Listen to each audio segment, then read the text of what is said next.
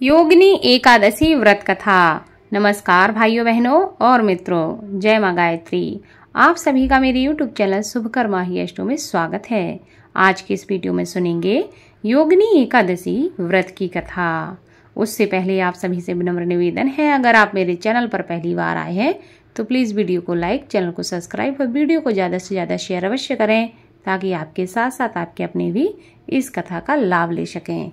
इस कथा को सुनने मात्र से 88,000 ब्राह्मणों को भोजन कराने का फल प्राप्त होता है। हमारे हिंदू धर्म ग्रंथों में प्रत्येक एकादशी का अपना अलग अलग महत्व बताया गया है।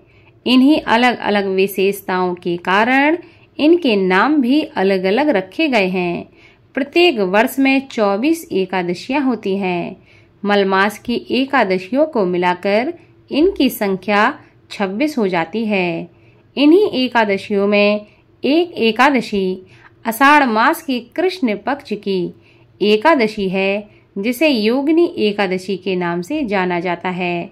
योगिनी एकादशी का उपवास रखने से समस्त प्रकार के पापों का नाश हो जाता है तथा इस लोक में भोग भोग कर मनुष्य परलोक को प्राप्त होता है। योगिनी एकादशी व्रत एक ऐसा व्रत है जिसको करने से भगवान विष्णु की विशेष कृपा प्राप्त होती है। भगवान विष्णु को एकादशी का व्रत सबसे अधिक प्रिय है, इसलिए जो भी मनुष्य एकादशी का व्रत करते हैं उन पर भगवान विष्णु की विशेष कृपा होती है और उनके जीवन के समस्त प्रकार के संकट और कष्ट दूर होते हैं और जीवन के सभी मनोरथ पूर्ण होते हैं। पौराणिक कथा के अनुसार महाभारत काल की बात है कि एक बार धर्मराज युधिष्ठिर ने भगवान श्री कृष्ण से कहा कि हे त्रिलोकीनाथ, मैंने ज्येष्ठ माह के शुक्ल पक्ष की निर्जला एकादशी की कथा तो सुनी है, अब आप कृपा करके आषाढ़ माह के कृष्ण पक्ष की एकादशी की कथा मुझे सुनाइए। इस एकादशी का नाम तथा इसका महात्म्य क्या है, सो इसको विस्तार पूर्वक मैं सुनना चाहता हूँ।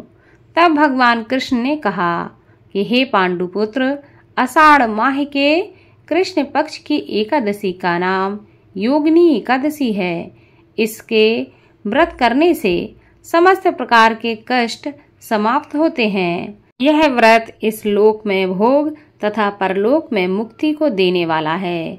हे धर्मराज, यह एकादशी तीनों लोकों में प्रसिद्ध है।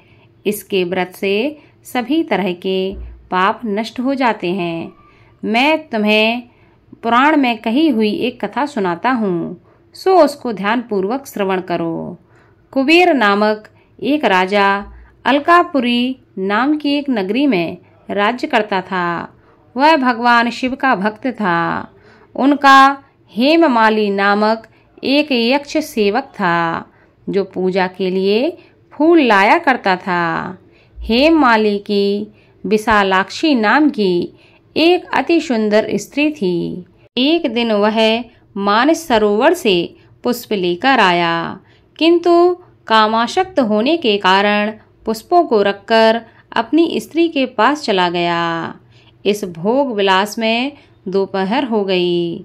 हेममाली की राह देखते देखते जब राजा कुबेर को दोपहर हो गई तो उसे क्रोध आने लगा। क्रोध पूर्वक अपने सेवकों को उसने आज्ञा दी कि तुम लोग जाकर पता लगाओ कि हेममाली अभी तक पुष्प लेकर क्यों नहीं आया।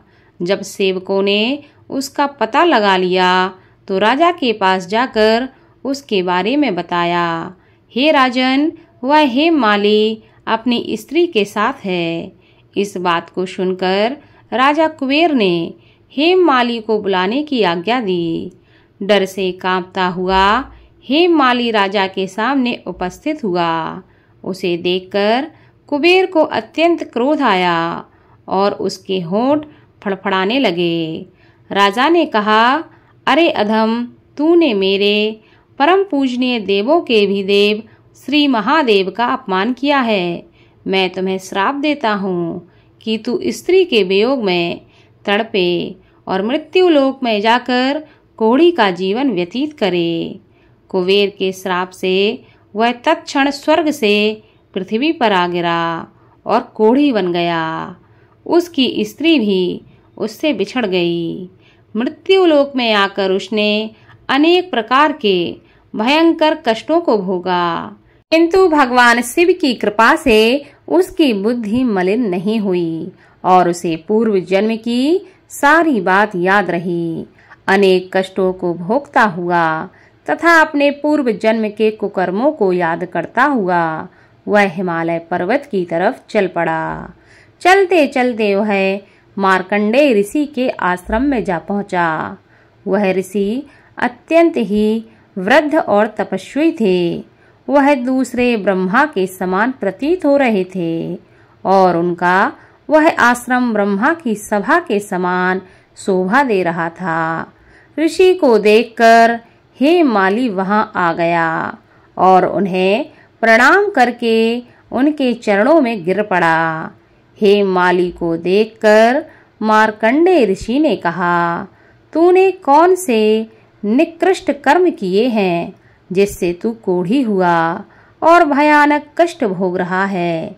महर्षि की बात सुनकर हेममाली कहने लगा, हे मुनि श्रेष्ठ, मैं राजा कुबेर का अनुचर था। मेरा नाम हेममाली है। मैं प्रतिदिन मानसरोवर से फूल लाकर शिव पूजा के समय कुबेर को दिया करता था। एक दिन पत्नी सहवास के सुख में फंस जाने के कारण मुझे समय का ज्ञान नहीं रहा और दोपहर तक पुष्प न पहुंचा सका। तब उन्होंने मुझे श्राप दे दिया कि तू अपनी स्त्री का वियोग सहेगा और मृत्युलोक में जाकर कोढ़ी बनकर दुख को भोगेगा। इस प्रकार मैं कोढ़ी हो गया हूँ तथा पृथ्वी पर आकर भयंकर कष्टों को भोग रहा हूँ।